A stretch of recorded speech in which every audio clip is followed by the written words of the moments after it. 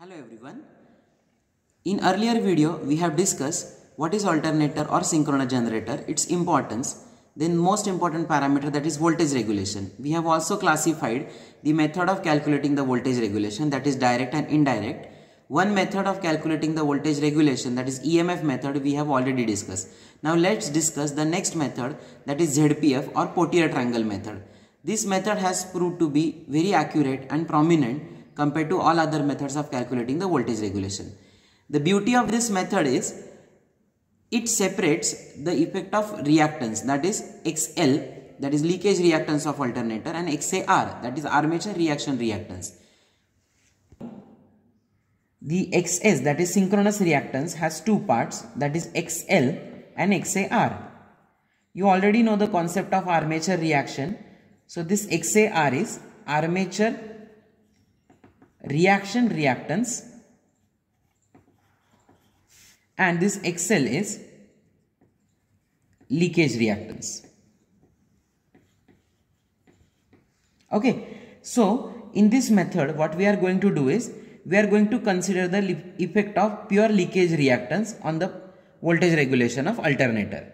Now what is this method is about? This method, that is ZPF, which is also called as Pottier triangle method,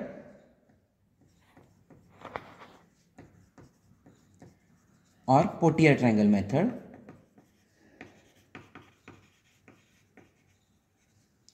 What it does, in the performance of this test, there are three tests to be carried out. Number one is open circuit test. Number two is short circuit test. And number three is ZPF test.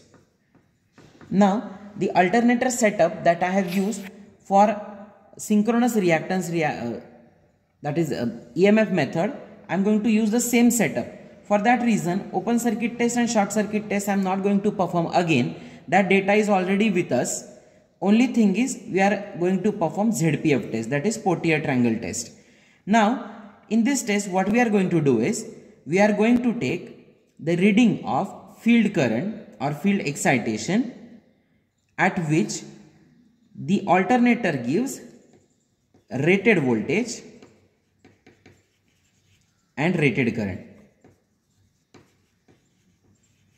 Okay, because we know in open circuit test we are going to keep it open, it means the current is expected to be 0, armature current, only rated voltage we are going to get. In short circuit test what we are going to get is rated current. So by this data we will be getting a open circuit characteristic. By this data we will be getting the field current which is required for having rated full load current, and by this ZPF test we are going to get the actual separation of this leakage reaction, leakage reactance and armature reaction reactance. Okay, so OC test and SC test we have already performed. Let's perform ZPF test on the setup. Hello everyone. Now let's see the circuit diagram first, then we will proceed to the actual practical setup. Now here, as we have seen in EMF method, and as I have already told you that open circuit and short circuit test is going to remain same. So this part we already know, this is the DC shunt motor which we people are going to use as prime mover for getting the motion. This is the armature, this is field winding, field rheostat for adjusting the synchronous speed by using this field rheostat. Then LFA, that these are three terminals of 3-point starter. Then positive and negative, that is plus minus 220 volt DC supply is for the purpose of this DC shunt motor. So this is what the prime mover part. Then excitation part is F1, F2 are the field windings. This is the field rheostat which is used as a voltage divider circuit itself, where we will be giving the excitation to field winding in the steps. Then here 220 volt DC supply which will be applying for giving this excitation. So this is the field circuit, this is the prime mover, and this is the armature. In open circuit test nothing will be connected, we will be keeping it open. In short circuit test directly the three terminals of RYB will be shorted and there will be only ammeter. This is for purpose of ZPF test, where we will be applying a 3-phase variable pure inductive load for the ZPF test. Now let's move towards the actual setup. Now, let's start performing the practical of Pottier triangle or ZPF method. As we have already seen in open circuit and short circuit test, this is my setup of alternator. This is alternator which is coupled to DC shunt motor. Also, this part is DC shunt motor which acts as a prime mover, and this is my alternator, that is stator and field excitation. Now, in Pottier triangle method, as we know, this part is additionally required, which is nothing but an inductive load, three-phase inductive load. The connections of three-phase inductive load are R, Y and B. It is star connected. This is R, this is Y and this is blue. It is star connected. Okay. Now, the settings which we have done in open circuit and short circuit test, that remains same. We have to first adjust the speed of DC shunt motor to 1500 RPM using this field rheostat of DC shunt motor. Later on, I will be turning on the excitation and I have to adjust the load, inductive load, as well as the field excitation simultaneously so as to obtain rated voltage across any phase of alternator and rated current in any line of alternator. So what is expected is, when I will turn on the excitation, there should be 239.6 near about voltage on multimeter, that is voltage across the phase, and the rated current of my alternator is 2.8 ampere, which should be displayed on this AC ammeter. The point I have to note from this field excitation. That data I will be utilizing for the purpose of calculation. So now let's start performing the practical. I will start the DC shunt motor, then I will adjust the speed to 1500 RPM.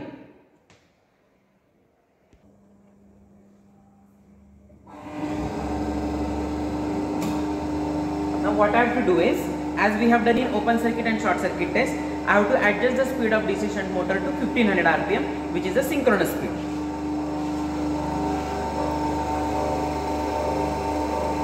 It is 1492 RPM.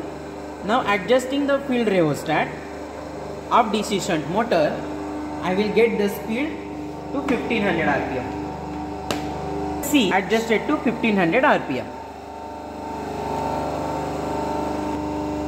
Now let's start the excitation and start applying the inductive load. Now I have turned on the excitation. You can see the field current has started showing some value. Armature current is also showing some value, but these are not the rated current and rated voltage. So for that, what I need to do is, I have to adjust simultaneously the field excitation and the load so as to obtain the rated voltage and rated current, and corresponding field current I have to adjust.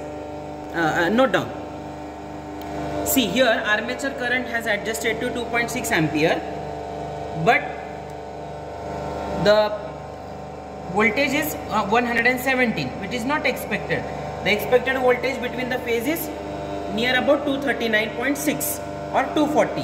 So for that, what I will be doing is, I will be adjusting the inductive load. So in this way, I will be adjusting the inductive load. While adjusting the inductive load, I will be observing the voltmeter as well as ammeter.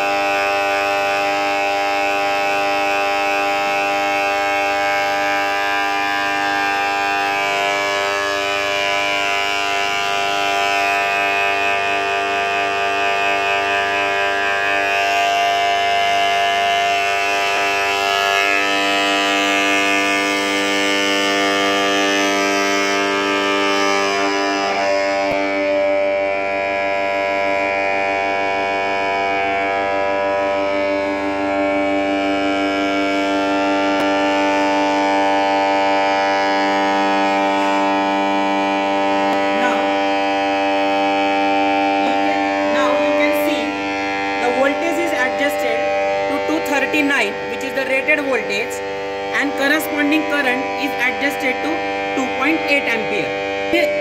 At this instant, field current is 0.6 ampere.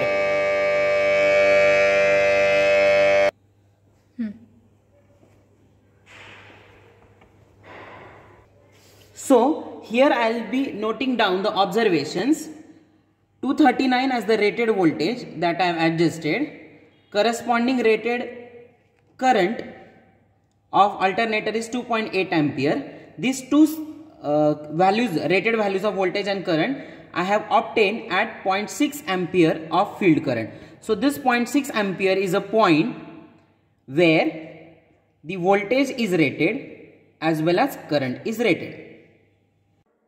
In the calculation part, we will require 3 test data. Number 1 is open circuit test for plotting OCC characteristic. Number 2, short circuit test data for the purpose of getting the value of field current which is required for having the full load short circuit current, which is 2.8 ampere. And number 3, ZPF test data. In ZPF test, we have already estimated 0.6 ampere is the field current which is required for inducing the rated voltage 239 volt per phase, and 2.8 ampere as the rated full load current of alternator. So by the data of open circuit test, what I have done is I have plotted this curve. Already I have explained in EMF method how this curve is obtained. So field current is there on the x-axis, open circuit voltage is there on the y-axis. Now these are the open circuit this is the open circuit characteristic. Now IF is the field current 0.6 ampere from the Pottier test, which is required for having the rated voltage and rated current. Now one more current I want, the field current IF. From short circuit test I have estimated 0.24 ampere is the field current which is required for full load short circuit current of alternator of 2.8 ampere. Okay, so 0.24 ampere is the point of field current which is required for 2.8 ampere of full load short circuit current. Now let's start with the Pottier triangle calculation. First of all, this is the origin, that is O point. Now we have to plot this point of 0.24 ampere on x-axis. Obviously this is the field current for 2.8 ampere. Now from the scale, this is 0.04, 0.08, 0.12, 0.16, 0.20, 0.28. 24. So this is the 0.24 point. Let's say this is O, this is A. This point or this length OA is nothing but IF required for 2.8 ampere. Now what you have to do further, you have to draw a characteristic parallel to OCC characteristic starting from point A. See, this is the characteristic. This is open circuit characteristic and this characteristic is parallel to this open circuit characteristic. Now second point, that is field current of 0.6 ampere is required for rated voltage and rated current. Here on x-axis you can see 0.56 and 0.6. This is the 0.6 point of field current from Pottier test.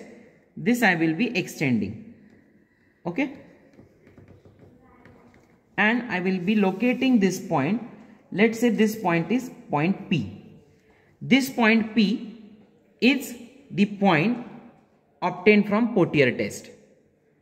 Now what we have to do is, we have to measure this length of OA and we have to mark it from point P.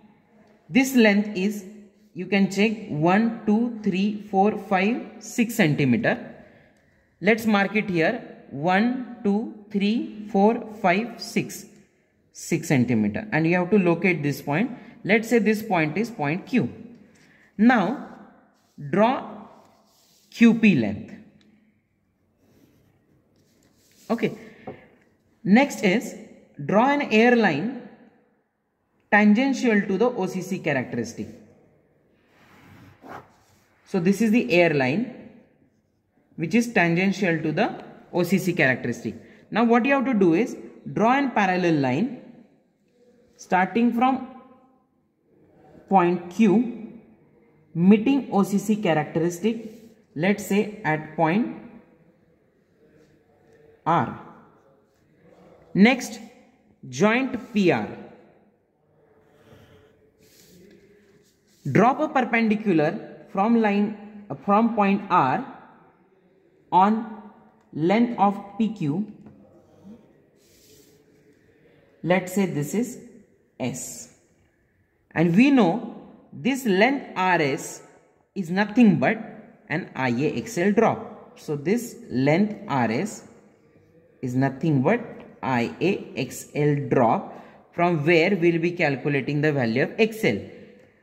We know the scale of voltage, 1 centimeter is equal to 20 volt I have selected.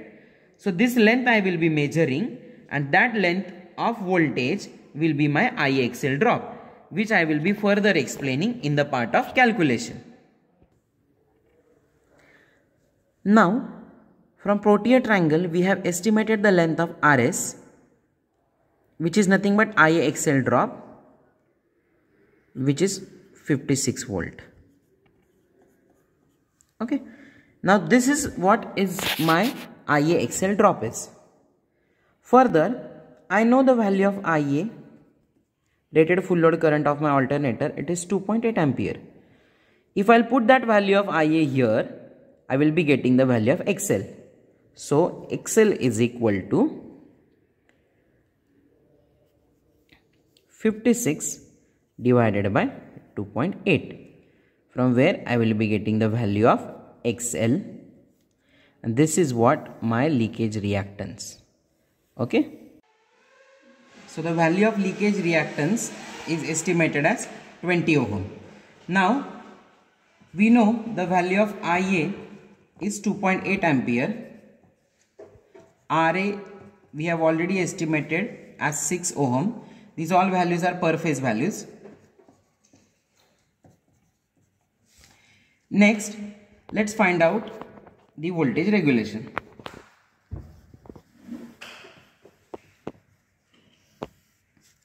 First, at 0.8 lagging power factor, that is cos phi is equal to 0.8. Okay, we know percentage voltage regulation is EPH minus VPH divided by VPH into 100.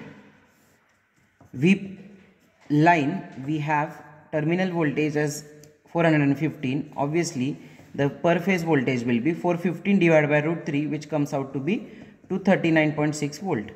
Okay. So here VPH is known to us. Let's find out EPH. For lagging power factor, the formula of EPH is VPH cos of phi plus IA into RA the whole square,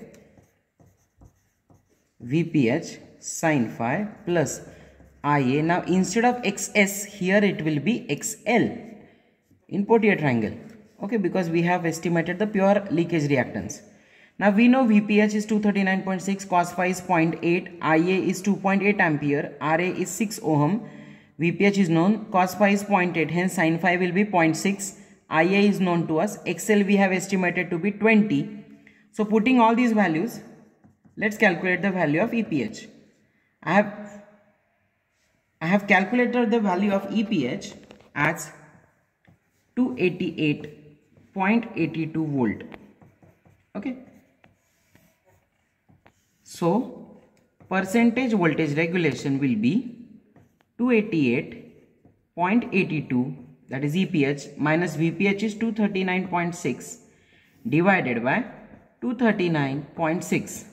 So the percentage voltage regulation is into 100,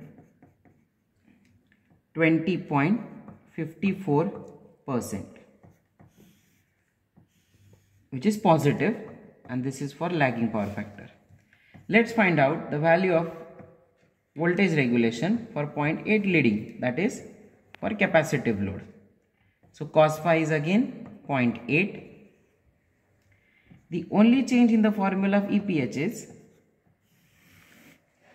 first term remains as it is, VPH cos phi plus IARA the whole square plus VPH sin phi minus IA into XL the whole square. Every value is known to us. Just put it here. You will get the value of EPH. I have estimated the value of EPH as 226.31 volt.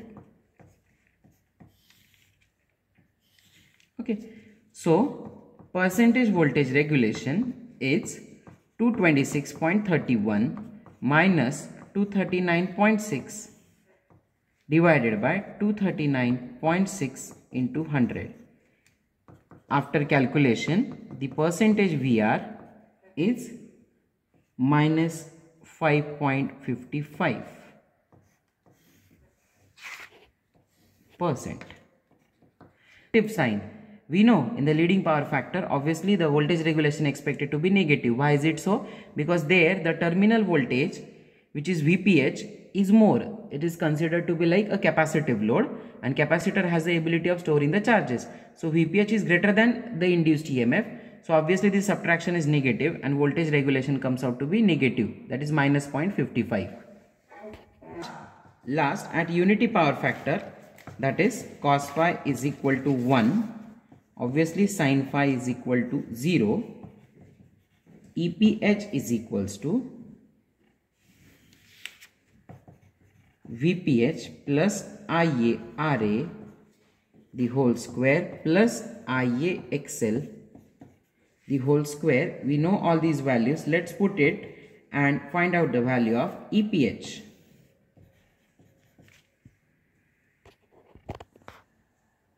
To 62.44 volt. Now let's find out the voltage regulation. Percentage VR is equal to EPH is 262.44 minus 239.6 divided by 239.6 into 100. So let's do this calculation and find out the value of percentage VR. I have estimated the value of percentage voltage regulation as 9.53%. Okay. So what we have done is, we have done with all the calculations and got the voltage regulation. For lagging power factor it is 20.54. For leading power factor it is minus 5.55, and for unity power factor is 9.53%. Thank you.